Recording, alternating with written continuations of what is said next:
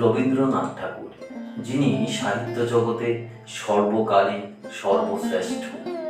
তিনি বাংলা সাহিত্যের এক অমূল্য রত্ন। তার অসাধারণ সব লেখা আজও প্রত্যেকটা বাঙালির মন সমানভাবে কেড়ে নেয়। তিনি শুধু একজন শ্রেষ্ঠ গল্পকারী ছিলেন না, তিনি ছিলেন একজন ঔপন্যাসিক, সঙ্গীত স্রষ্টা, নাট্যকার, প্রাবন্ধিক, অভিনেতা, কণ্ঠশিল্পী এবং একজন অসাধারণ দার্শনিক। তার লেখার মধ্যে মানব জীবনের অনুভূতি, সমাজের অবস্থা এবং ব্যক্তির নৈতিক দ্বন্দ্বের গভীর চিত্র ফুটে ওঠে। ওনার কলম থেকে প্রস্ফুটিত অসাধারণ কয়েকটা লেখার ভাবার্থ আজ জেনে নিতে যাচ্ছি। অপরিচিতা। রবি ঠাকুরের অপরিচিতা বাগদত্তার প্রতি মনস্তাপে ভেঙে পড়া এক ব্যক্তিত্বহীন যুবকের প্রেমানুভূতির গল্প। তার অনুশোচনা বোধের অকপট কথামালা। এই গল্পে অপরিচিতা বিশেষণের আড়ালে রয়েছে এক বলিষ্ঠ ব্যক্তিত্বের অধিকারী একজন নারী, যিনি সমাজে জেকে বসা ঘৃণ্য যৌতুক প্রথার বিরোধিতা করেছেন। সেখানে সমাজের প্রচলিত ধ্যান ধারণা ও পিতৃতাত্ত্বিক মূল্যবোধের প্রতি এক অনন্য আঘাত আনা হয়েছে। গল্পটির কেন্দ্রীয় চরিত্র এক তরুণ এবং তরুণী। এখানে তাদের মধ্যকার সম্পর্কের মাধ্যমে সমাজের কিছু অসংহতির চিত্র তুলে ধরা হয়েছে। গল্পের মূল চরিত্রের তরুণ একজন শিক্ষিত ও আত্মপ্রত্যয়ী যুবক। এক প্রভাবশালী ব্যক্তির মেয়ের সঙ্গে তার বিয়ে ঠিক হয়, কিন্তু তিনি দেখেন কন্যাপক্ষ অত্যন্ত ধনী এবং বিয়েতে প্রচুর দেনমোহর দিতে ইচ্ছুক। তরুণ এই ব্যবস্থাকে অপছন্দ করেন এবং তিনি জানিয়ে দেন যে তিনি কন্যার চরিত্র ও গুণাবলীর ভিত্তিতে বিয়ে করতে চান, অর্থ কিংবা প্রভাব নয়। কন্যার বাবা এই প্রস্তাব মেনে নিয়ে তরুণকে কোনো আড়ম্বর ছাড়াই তার মেয়ের সঙ্গে দেখা করার সুযোগ করে দেন। তরুণ মেয়েটির সরলতা ও গুণে মুগ্ধ হন। এইদিকে সমাজের প্রচলিত নিয়মের বিরুদ্ধাচরণ করায় এবং দেনমোহর লোভ ত্যাগ করায় বিয়েটি ভেস্তে যায়। এই গল্পের মাধ্যমে রবীন্দ্রনাথ ঠাকুর ব্যক্তিগত সম্পর্কের গভীরতা, আত্মসম্মান এবং সমাজের বৈষম্যমূলক ধারণাগুলির প্রতি প্রশ্ন তুলেছেন। তিনি দেখিয়েছেন ব্যক্তিত্ব এবং নৈতিক মূল্যবোধ সম্পর্কের প্রকৃত ভিত্তি হওয়া উচিত তার ধন সম্পদ বা সামাজিক অবস্থান নয়। অপরিচিতা এক গভীর আত্ম অনুসন্ধানমূলক গল্প, যা আমাদেরকে চেতনায় আলোড়িত করে। পোস্টমাস্টার। রবীন্দ্রনাথ ঠাকুরের পোস্টমাস্টার একটি ছোট ও গভীর মানবিক গল্প। এর প্রধান চরিত্র, যাকে শহর থেকে একটি গ্রামে পোস্টমাস্টার হিসেবে নিয়োগ করা হয়।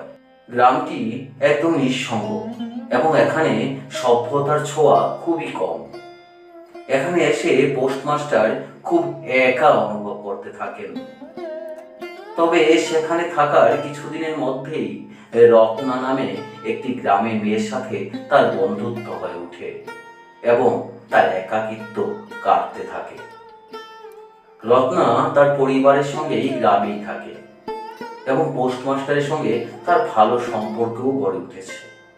তারা একে অপরকে বোঝে এবং একে অপরের সঙ্গে সময় কাটায়।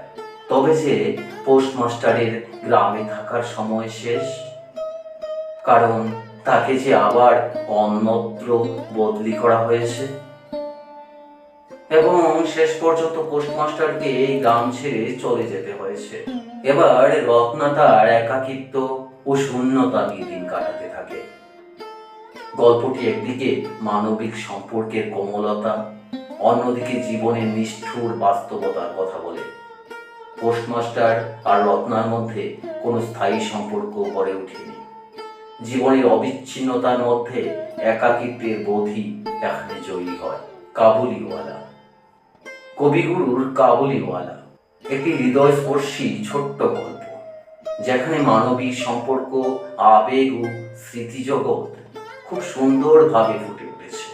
গল্পটি তার মূল চরিত্র কাবুলিওয়ালা, রহমত এবং একটি ছোট্ট মেয়ে মিনির সম্পর্কের উপর ভিত্তি করে গড়ে উঠেছে।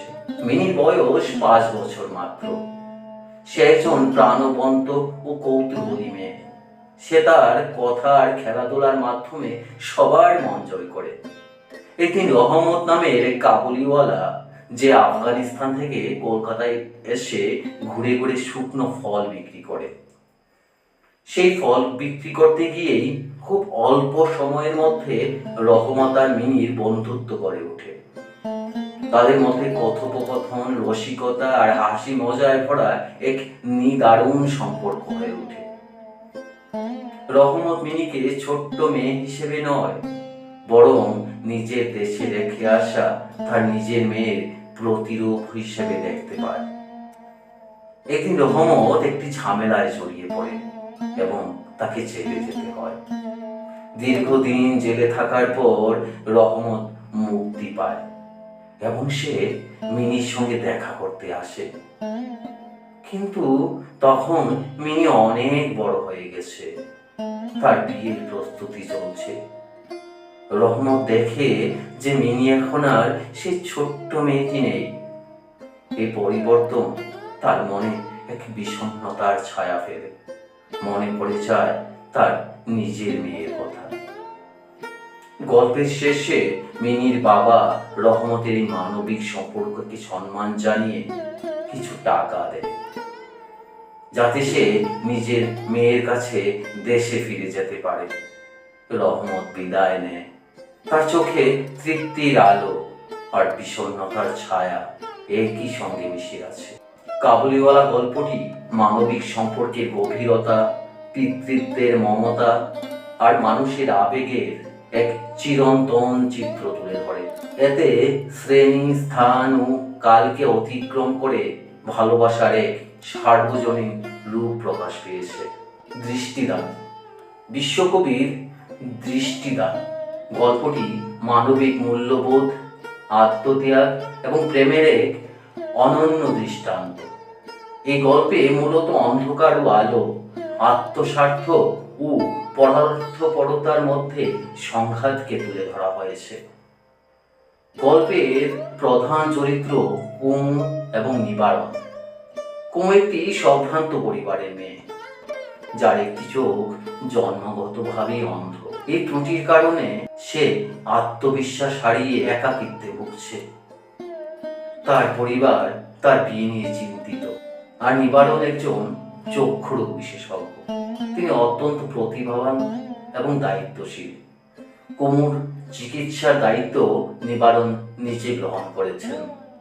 তিনি কুমুকে বোঝান যে একটি অপারেশনের মাধ্যমে তার দৃষ্টি ফেরানো সম্ভব। অপারেশনের জন্য একটি দাতা চোখের প্রয়োজন, যা সহজলভ্য নয়।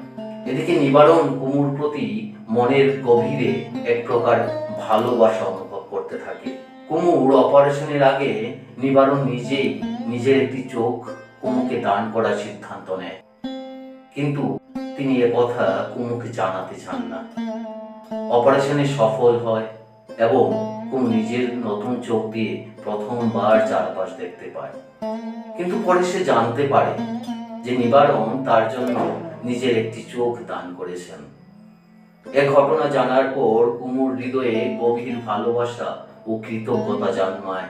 গল্পের শেষে কুমু নিবারণের সম্পর্ক মানবিক ত্যাগ ও নিঃস্বার্থ ভালোবাসার প্রতীক হয়ে ওঠে। ত্যাগ ও নিঃস্বার্থ ভালোবাসা, নিবারণের আত্মত্যাগ এই গল্পের মূল প্রেক্ষাপট। মানবিক সংযোগ, শারীরিক অক্ষমতাকে জয় করার মাধ্যমে মানুষ কিভাবে মানবিক সংযোগ গড়ে তুলতে পারে তা গল্পে ফুটে উঠেছে। গল্পটি সমাজের শারীরিক ত্রুটি সম্পর্কে যে নেতিবাচক দৃষ্টিভঙ্গি রয়েছে তা নিয়েও প্রশ্ন তোলে। রবীন্দ্রনাথের এই গল্প পাঠকের মনে গভীর ভাবনা সৃষ্টি করে এবং মানবিক মূল্যবোধকে নতুন চিন্তায় উদ্বুদ্ধ করে। ঘরে বাইরে। ঘরে বাইরে রবীন্দ্রনাথ ঠাকুরের এক কালজয়ী উপন্যাস। উপন্যাসটি ভারতীয় জাতীয়তাবাদ, ব্যক্তিগত সম্পর্ক এবং সমাজের মধ্যে নারীর ভূমিকা নিয়ে লেখা। এর কেন্দ্রবিন্দুতে রয়েছে প্রধান তিনটি চরিত্র: নিখিলেশ, বিমলা এবং সন্দীপ।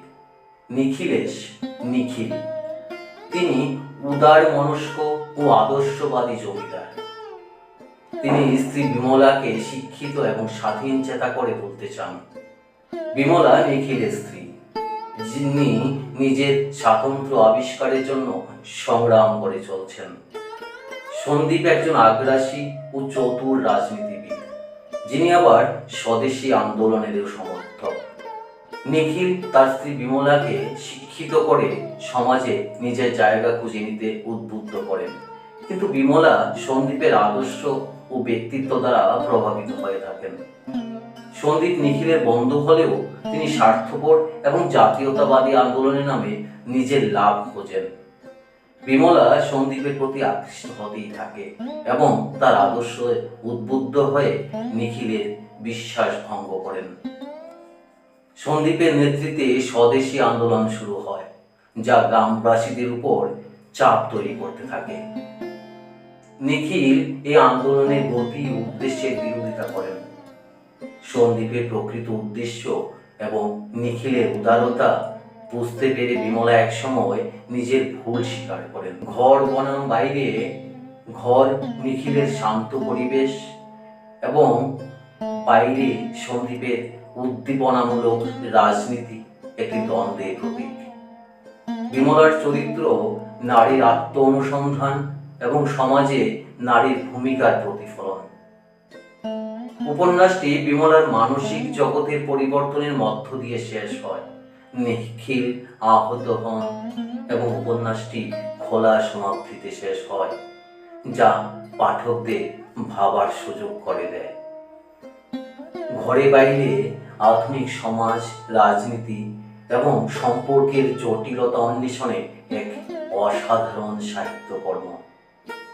রবীন্দ্রনাথ ঠাকুরের লেখায় সাধারণত জীবন, প্রেম, মানবাধিকার এবং সামাজিক অধিকার নিয়ে সূক্ষ্ম প্রতিফলন থাকে, যা তার সাহিত্য কীর্তিকে অমর করে রেখে গেছে। নমস্কার।